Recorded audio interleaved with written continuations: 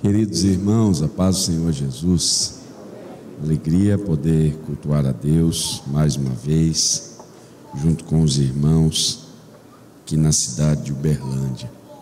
Que Deus continue prosperando a cada um dos irmãos que tão carinhosamente nos recebe aqui e proporciona a gente esse tempo tão especial nesse final de semana. Deus abençoe. Quero deixar mais uma vez aqui registrado minha gratidão a Deus pela vida do pastor Álvaro, pastor desta igreja, sua querida esposa. Deus abençoe. Ao pastor William, que é o pastor do Templo Central, ao querido Vitor Hugo, que é o coordenador. Deus abençoe. Também o Ricardo, o Ranielson, que são líderes aí dessa juventude. Deus abençoe. E ao pessoal aí do MTC. Deus prospere vocês, vocês continuem crescendo, prosperando e se multiplicando. É o desejo de Deus para o coração de vocês.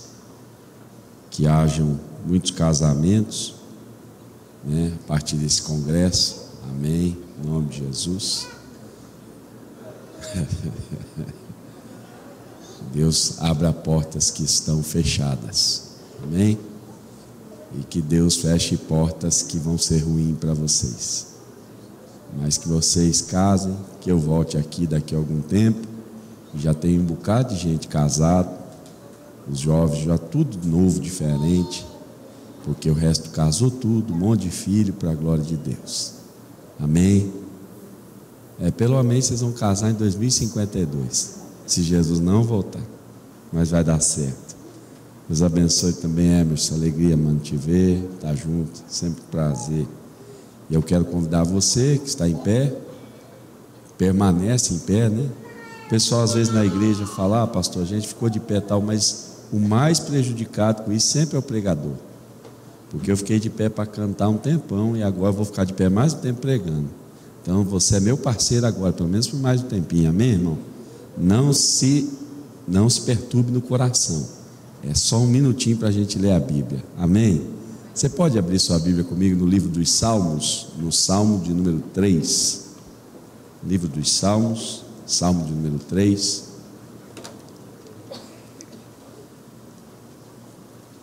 E a gente vai ler todo esse salmo. Ele é um salmo de poucos versos. Nós temos 8 versos aqui. E aí você vai ter a sensação de que leu a Bíblia hoje, pelo menos um capítulo, né? Salmo não tem capítulo, são cânticos, né? Mas a ideia é que você vai sair daqui hoje, meu Deus, eu estou muito crente, eu li a Bíblia demais hoje. Li um salmo inteiro. Claro que são 8 versos, você não precisa ficar espalhando para ninguém, que é só 8. Mas você vai com a sensação, puxa, eu li a Bíblia. Deus deve estar feliz demais comigo hoje, né? Isso é uma sensação boa de ter. Amém? O texto diz o seguinte: Senhor, como tem crescido o número dos meus adversários. São numerosos os que se levantam contra mim. São muitos os que dizem de mim, não há em Deus salvação para ele. Porém tu, Senhor, és o meu escudo protetor. És a minha glória e o que exalta a minha cabeça. Com a minha voz clamo ao Senhor, e Ele do seu santo monte me responde. Eu me deito, pego no sono, acordo, porque o Senhor me sustenta. Não tenho medo dos milhares que tomam posição contra mim de todos os lados. Levanta-te, Senhor, salva-me, Deus meu, pois desferes um golpe no queixo de todos os meus inimigos e quebras os dentes dos ímpios. Do Senhor é a salvação. A tua bênção esteja sobre o teu povo. Você pode dizer amém? Tome teu assento.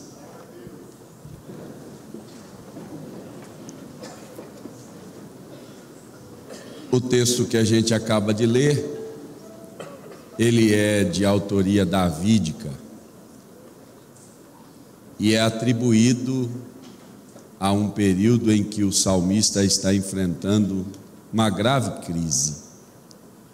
Ao escrever este salmo, Davi está fugindo do seu filho Absalão e enfrentando o que a gente pode certamente afirmar como o pior momento da sua trajetória. Até porque o seu filho não quer apenas tomar o seu lugar no trono. A ideia de Absalão é matar o pai. E ele consegue uma grande comitiva que o acompanha nesse projeto de usurpar o trono.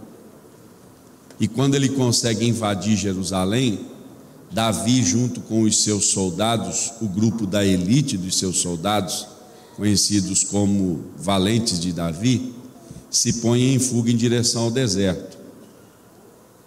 E quando Absalão invade Jerusalém e vai tomar posse, junto com ele há alguns conselheiros, dentre eles o mais conhecido, Aitofel. E há uma pergunta de Absalão para estes conselheiros: o que é que a gente faz para se mostrar extremamente odioso a Davi? E a resposta, o conselho que eles têm é o seguinte: violente as mulheres do seu pai que permaneceram no palácio e não conseguiram fugir. Absalão então promove esse horrendo espetáculo na sacada do palácio, e o povo todo consegue visualizar esta violência contra as mulheres de Davi, porque ele faz isso de forma explícita para ser uma marca do seu ódio em relação ao pai. Davi, então, diante desse cenário todo, perdendo o trono, perdendo o status, perdendo o governo, sendo humilhado diante do seu povo, em fuga, ele começa a escrever essa realidade. E Davi traz a nós de maneira muito singela, mas muito precisa, o que é a realidade da vida. Todos nós sabemos que os nossos inimigos existem. Todavia, muitas vezes eles estão camuflados, agindo de forma velada, mas em algum momento eles se expõem. E Davi está dizendo isso: Senhor, os meus adversários cresceram. Eu achei que tinha um tanto em determinado momento e agora parece que aumentou. E se não bastasse a existência dos adversários, dos inimigos, agora eles crescendo decidiram falar. Porque uma coisa é a gente saber que tem gente que não gosta da gente, e é normal isso acontecer. É uma utopia você pensar que todo mundo gosta de você. E eu não preciso nem pedir para você levantar a mão para receber essa palavra, porque a gente não gosta de receber essa palavra. Mas ela é verdade. Tem gente que não gosta de você. Tem gente que odeia a sua vida. Tem gente que não suporta você. E não adianta às vezes nem orar, não vai funcionar, não vai mudar. Ele vai continuar não gostando de você. E pelos mais diversos motivos possíveis. Só que o bom é quando esses inimigos que existem e não gostam da gente estão em silêncio. O problema é quando eles vão para o Facebook. O problema é quando eles invadem as publicações no Instagram. O problema é quando eles montam o grupo no WhatsApp. Nós odiamos Pedrosa, hashtag, morte para ele. Já pensou? Já teve? O problema não é existir inimigos, o problema é quando eles decidem crescer, se avolumar e falar sobre a gente. E Davi está enfrentando justamente isso. E qual é a fala dos inimigos? Qual é a publicação dos inimigos no Twitter daquele tempo? Não há salvação para ele em Deus. Os inimigos olham para Davi, numa das piores fases da vida, e declaram: para ele não há salvação em Deus. E aí o salmista vai começar a compor o salmo de número 3 no meio dessa situação toda. E aí, a partir disso que eu quero meditar com você naquilo que rapidamente o Senhor tem para falar com o meu e com o seu coração. O salmista começa no salmo de número 3 dizendo assim: Senhor.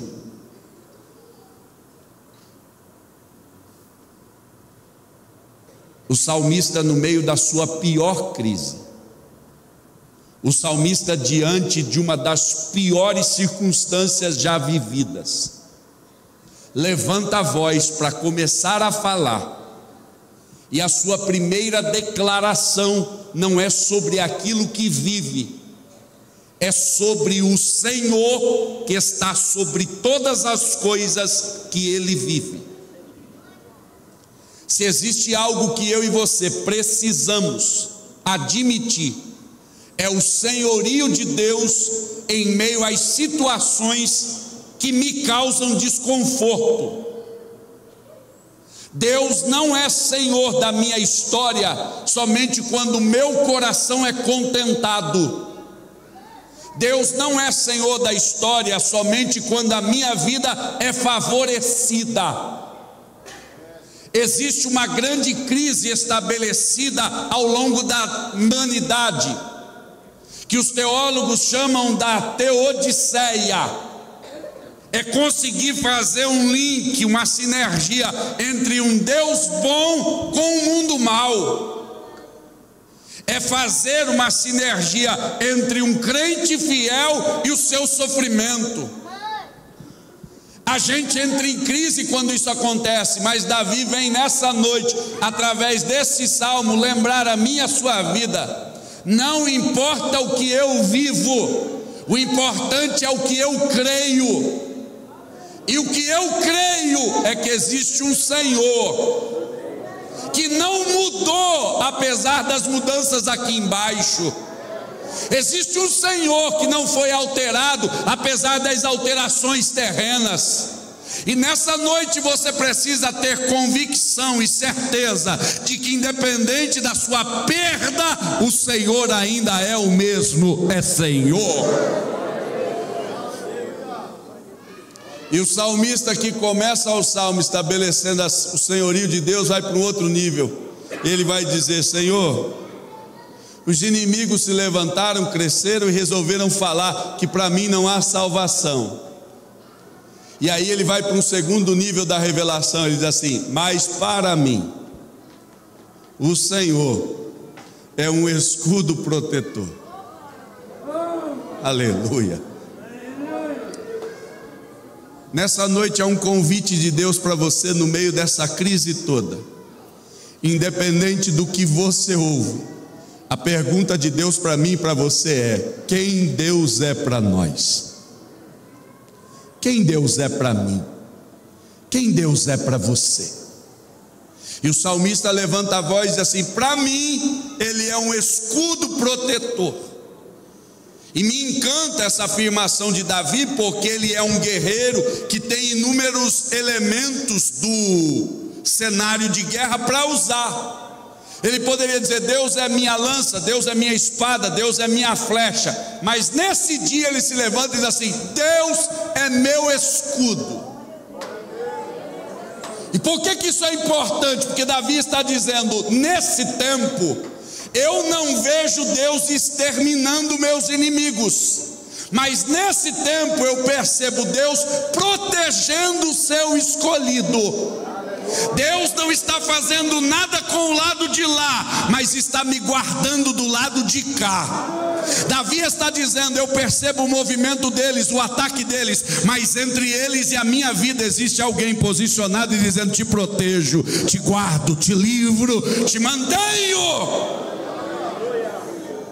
E talvez essa seja a resposta de Deus para o teu coração. Você está dizendo: Deus, essa luta, Deus, esse movimento, Deus, esse trabalhar contrário. E Deus está dizendo: entre eles e você existe a minha presença. Contempla o inimigo movendo, agindo, mas contempla a minha presença entre você e os seus inimigos. Eu sou teu escudo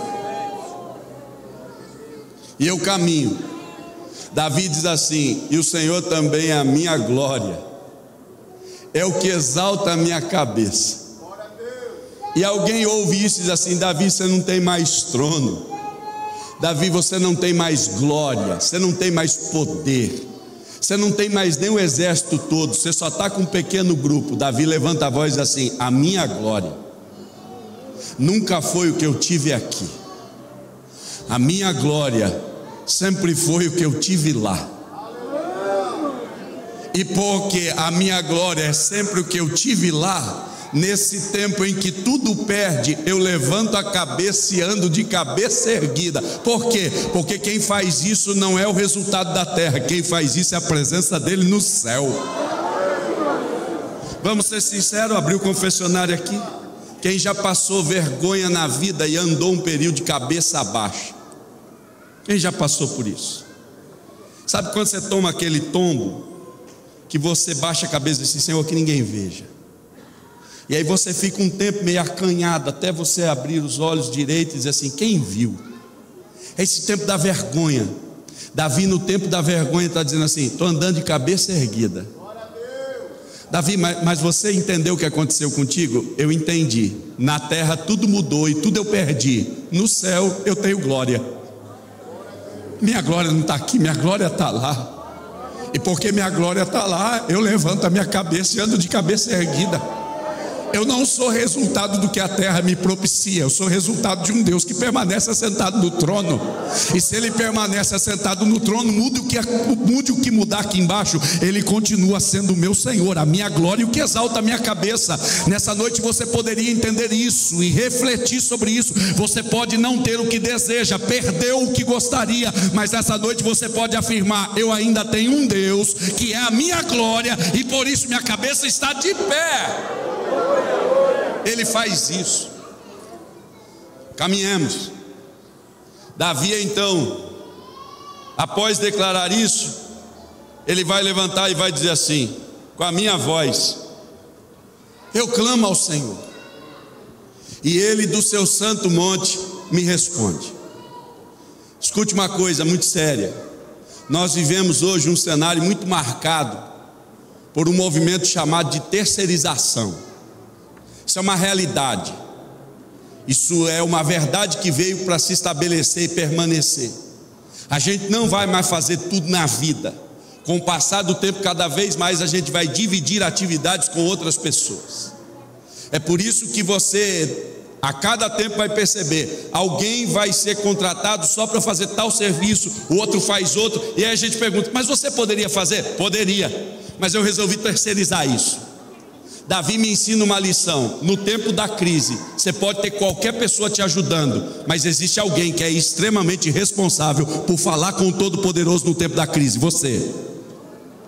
Davi disse assim: eu não pedi para ninguém orar, fui eu que levantei a voz e decidi falar com o Todo-Poderoso.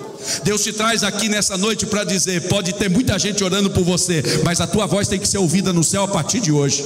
Os teus joelhos têm que estar dobrados a partir de hoje, diante do Todo-Poderoso. Você pode ter seu nome escrito no caderno do ciclo de oração, no grupo de pedidos de oração da igreja, mas tem uma coisa que Deus está te convidando a fazer: dobra teu joelho, fala comigo a partir de hoje. Eu quero ouvir a tua voz aqui no alto monte. E olha o que Davi diz: eu falei com ele, e ele do seu santo monte me respondeu. Diga bem forte: Deus não exterminou os inimigos. Diga bem forte: Deus apenas respondeu. É Davi dizendo: Senhor, o Senhor sabe o que está acontecendo. E Deus responde: eu sei. Deus, o Senhor sabe o que eu estou passando. E Deus responde: eu sei. Deus, o Senhor sabe o que eu estou enfrentando. E o Senhor diz assim: fica tranquilo, eu sei. Pastor, e qual a importância disso? Lê comigo o verso 5. Verso 5, dá para pôr na tela? Dá para pôr na tela e a gente lê todo junto? Cadê o pessoal da mídia? Está em cima? Está em cima? Fica atrás? Escondido? Isso é uma boa ideia. Isso é uma boa ideia. Esconder o pessoal da mídia. Isso é uma boa ideia. Pensa comigo: eu falei com ele, e ele fez o quê? Respondeu. Não tirou os inimigos, não exterminou os opositores, mas ele respondeu. E porque ele respondeu, olha o que o salmista diz. Vamos ler junto, 1, 2, 3. Eu me deitei e dormi, acordei, porque o Senhor me sustentou. Aleluia. Eu gosto disso. O que deve me fazer descansar não é um cenário completamente livre daquilo que me agonia. O que me faz descansar é a certeza de que aquele com quem eu falo responde a minha oração. Deus trouxe você aqui dizendo: faz quanto tempo que não dorme, faz quanto tempo que não descansa, faz quanto tempo que é a base de remédio que você está tendo um pingo de sossego, e você dizendo assim: quando tudo isso acabar, eu quero retomar minha vida normal. O salmista está dizendo: eu ouvi a resposta dele, e porque eu ouvi a resposta dele, deitei, dormi e acordei, porque quem me sustenta é ele. Oh, glória. E sabe o que esse texto me ensina? É que muitas vezes nós somos tendenciosos a tentar dormir para esperar o problema passar. Tem gente que diz assim: pastor, eu queria dormir e só acordar quando o problema acabar. Tem gente que diz assim: eu queria dormir e nunca mais acordar por causa do problema. O salmista faz diferente. O salmista diz assim: eu deitei, eu dormi e eu acordei. E imagine você, o salmista acordando e o problema lá. Todo dia ele acorda e o problema lá. Todo dia ele acorda, o problema lá. Aí alguém diz assim: pastor, ele podia acabar com a vida, dormir e nunca mais acordar. O salmista está dizendo: porque eu ouvi a resposta dele, eu durmo, acordo, porque ele sustenta. Eu queria que esse texto falasse ao seu coração como falou ao meu. Aleluia. Eu gostaria que essa palavra aquietasse a sua alma como aquieta a minha. É Deus dizendo para você: cumpre o ciclo. Por conta da minha resposta, descansa. Mas por conta da minha resposta, acorda. E talvez você esteja dizendo: pastor, eu estou acordando todo dia e o problema está lá. Fica tranquilo, um dia esse ciclo vai mudar. Você vai acordar e esse problema não estará mais lá. Nesse dia você permaneceu, o problema acabou. Aleluia. Oh glória. Eu deito, eu durmo e eu acordo. Como eu disse aqui, eu não gosto, não estou dizendo que é pecado, que é coisa de Satanás, estou dizendo que eu não gosto. Pregador que fica olhando para a gente e diz assim: olha para o teu irmão, fala para o teu irmão, cutuca teu irmão, puxa o cabelo do seu irmão, agride seu irmão, dá um soco nele, chacoalha ele até ele dar glória, aponta dedo de profeta. A gente fica desesperado: o que é dedo de profeta? Como é que é? Qual é o dedo do profeta? É o mindinho, polegar? Sabe essas loucuras? Me dá uma agonia. Mas hoje eu estou pregando: olha para o seu irmão. Hoje eu estou pregando, diga para ele: deita, dorme, descansa e acorda, porque o Senhor está te sustentando.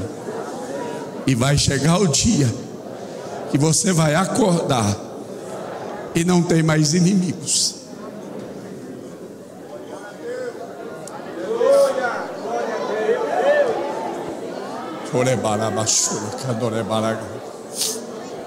Vai chegar esse dia. E eu caminho para o final. No verso de número 7. Põe na tela para nós, verso de número 7. O salmista diz assim: levanta-te, Senhor, salva-me, Deus meu, pois feriste a todos os meus inimigos nos queixos, quebrastes os dentes aos ímpios. Vamos abrir o confessionário aqui hoje? Quem aqui no meio da sua crise, da sua luta, já fez a seguinte oração: Senhor, que vontade de poder matar. Quem já fez isso? Existe um povo mais santo que não pensa nisso, mas eu vou melhorar para você que é muito santo, para você não rebaixar a sua santidade. Quem já pensou em agredir? Pastor, já pensei em bater. Quem já pensou em xingar? Pastor, se eu pudesse eu xingava. Pastor, eu ia ligar, eu ia falar um bocado de desaforo. Quem já pensou nisso? E a gente tem um sério problema com esse tipo de sentimento, sim ou não? Tem muito crente que quando sente essas coisas entra em choque, dizendo: Deus, olha o que eu estou sentindo, olha o que eu estou pensando. Aí vem o salmista no verso 7 e diz assim: Senhor, se levante, dá um soco no queixo dos meus inimigos e quebra o dente deles. Sabe qual é a oração do salmista? A gente chama isso de imprecatório, salmo imprecatório, ou parte imprecatória do salmo. É o salmista dizendo: Deus, eu queria que o Senhor desse um soco na boca deles. Deus não tem problema com o que você sente, Deus tem problema com a sua hipocrisia. Deus não tem problema com o que você pensa, Deus tem problema com a sua incapacidade de admitir. Deus não tem problema com o que você pensa, Deus tem problema quando isso domina a sua vida e você dá vazão ao que você sente. Deus trouxe gente aqui que está dizendo assim: eu queria matar e eu estou com dificuldade de admitir esse sentimento. Deus está dizendo assim: sente, mas não mata. Põe na minha presença e diga: Deus, eu não vou fazer nada, eu estou colocando à sua disposição a partir de agora. A gente muitas vezes tenta enganar o Todo-Poderoso com o nosso discurso, acreditando que Ele ouve o que a gente fala. Deus não ouve o que você fala, Deus já ouviu o que você disse. A ideia de Deus não é ouvir você, a ideia de Deus eu já ouvi você. E Deus trabalha com a gente a partir do que vê em nós. E tem muita gente aqui com um sentimento represado aqui, que está com vontade de esganar, matar, xingar, mandar mensagem de desaforo, e está dizendo: Deus, eu acho que eu não sou crente, eu acho que eu não sou santo. Aí vem um homem segundo o coração de Deus dizendo assim: eu queria que o Senhor desse um soco na boca deles, arrebentasse com os dentes dele, mas faz o seguinte, Deus, eu tenho desejo, mas eu não vou fazer isso não, eu vou colocar diante do Senhor, porque quem pode fazer e sabe fazer é o Senhor. Deus traz você aqui para dizer hoje: conta tudo que você está sentindo para mim, não deixa isso dominar sua alma, expõe diante do meu altar. Aleluia. E aí eu termino, verso de número 8. O salmista levanta a voz. E aí, pessoal da mídia que está em oculto, falo contigo agora. Você vai pôr o primeiro versículo, e a hora que a gente terminar o primeiro versículo, você vai pôr o verso 8. Amém, mídia? Amém. Meu Deus do céu. Vamos ler juntos? Primeiro verso, 1, 2, 3. Senhor,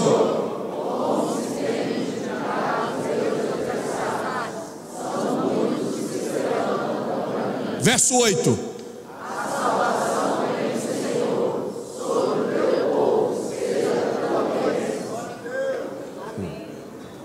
Eu não sei se você percebeu, eu tenho um salmista que começa: Senhor, os adversários aumentaram, se levantaram contra mim. Senhor, em 7 versos, o mesmo salmista termina dizendo: a salvação vem do Senhor sobre o teu povo, seja a tua bênção. Aleluia. Deus nos reúne aqui hoje para dizer a mim e a você: cuidado. Muitas vezes no tempo da dor você só consegue visualizar inimigos, mas no meio dessa dor, não se esqueça, ainda tem um povo que se chama povo de Deus. Tem gente que persegue, mas ainda tem gente que ajuda. Tem gente que traz problema, mas tem gente que ainda estende a mão. Tem gente que fere a nossa alma, mas tem gente que olha para vocês assim: conta comigo, eu estou orando pela tua vida. E nessa casa aqui hoje você pode dizer certamente: o povo de Deus está aqui. E se o povo de Deus está aqui, você não está sozinho nessa batalha. Tem gente de Deus contigo. E o salmista diz: sobre o teu povo seja a tua bênção. Mas deixa eu te fazer uma pergunta: quem é que está enfrentando a crise? Quem é que está enfrentando a crise? Diga bem forte: Davi. Davi está enfrentando a crise. E olha o que o salmista faz no último verso: Senhor, eu não estou pedindo bênção para mim, estou pedindo bênção para o povo. A primeira coisa que Deus quer mudar na gente não é a nossa condição, é a nossa posição. Antes de Deus mudar a sua condição, Ele quer mudar a sua posição aqui hoje. Deus está dizendo: antes de eu eliminar a sua dor, eu quero transformar você do pedinte do primeiro verso em um intercessor do verso de número 8. Antes de mudar a sua condição em meio à crise, eu quero te levantar como um sacerdócio nesse lugar. Tem gente que entrou aqui, a primeira oração que fez é: Senhor, o Senhor sabe como eu estou passando, o Senhor sabe que eu estou enfrentando. Mas vai terminar esse culto olhando do lado e dizendo assim: Senhor, a minha bênção já está contigo, eu vim interceder por ele agora, eu vim clamar por esse irmão que está do lado. Sobre o teu povo seja a tua bênção. Se você crê nessa palavra, fique de pé. Aleluia.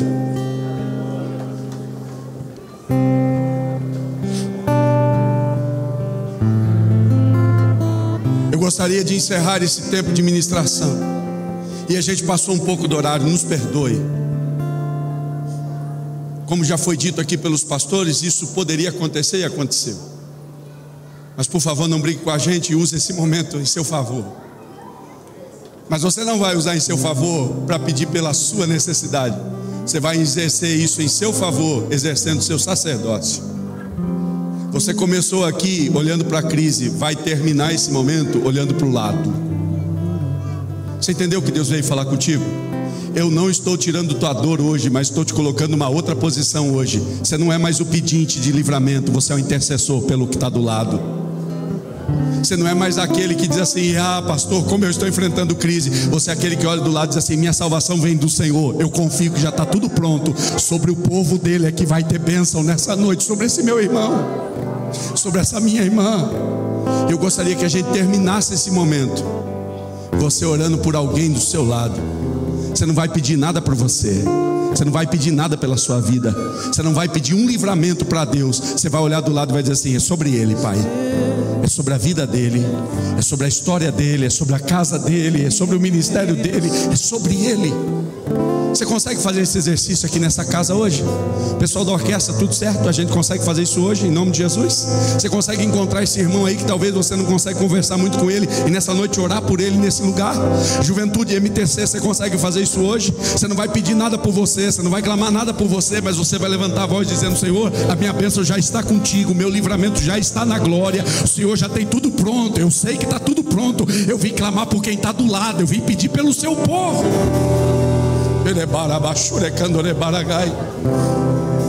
E se você vai interceder por outro, você não precisa ouvir minha voz agora. Em nome de Jesus, não precisa ouvir a minha voz orando. Você pode começar a fazer isso nesse lugar. E isso é uma das belezas do Evangelho. Você não tem mais intermediário humano. Você é um sacerdócio que pode entrar na presença do Todo-Poderoso, falar com Ele com liberdade. Feche os seus olhos nesse momento e comece a falar com Deus nesse lugar. Feche os seus olhos e comece a clamar por essa pessoa do teu lado. Permita que o Espírito de Deus use a sua voz agora para ministrar essa pessoa. Permita que o Espírito de Deus use você para trazer uma palavra de conforto a esse irmão que está do lado. Permita que o Espírito de Deus toque a vida de quem do seu lado está. Permita que através de você alguém ouça Deus falando ao coração dele.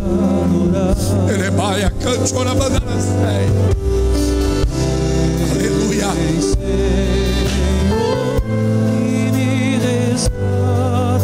Pai, em nome de Jesus, eu não vim aqui clamar, Pai, pelas minhas necessidades agora. Aleluia. Pai, em nome de Jesus, hoje eu vim clamar pela vida do meu irmão. Eu vim clamar pelo Emerson, Deus. Eu vim pedir pela casa dele. Eu vim pedir pelo ministério dele. Eu vim pedir pela alma dele. Eu vim interceder, ó Deus, pela vida do meu irmão, porque eu tenho certeza que o meu milagre está contigo, o meu livramento está no Senhor. Mas sobre o teu povo esteja a tua bênção, sobre a igreja de Uberlândia esteja a tua bênção, sobre o MTC esteja a tua bênção, sobre esse povo nesses 85 anos de batalha esteja a tua bênção. Senhor, que através desse irmão agora o teu milagre esteja chegando para a casa desse irmão, para a casa dessa irmã, para essa família que recebe agora essa palavra de intercessão.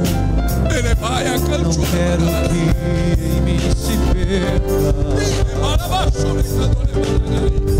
o desejo de Deus te adorar.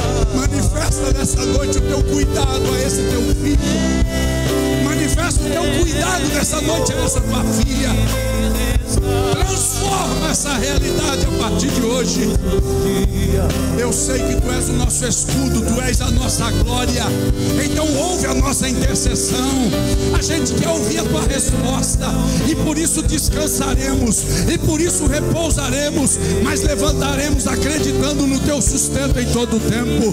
Deus, recebe os nossos sentimentos, recebe as nossas declarações de alma e acolhe tudo isso na tua presença. E Senhor, nessa noite a gente termina não pedindo por nós, mas pedindo por quem está do lado, por quem caminha com a gente, por quem se assenta com a gente, sobre o teu povo, sobre a igreja de Uberlândia, sobre os teus filhos. Seja a tua bênção nesse lugar. E você que pode, exalte, adore, bendiga o santo nome de Jesus.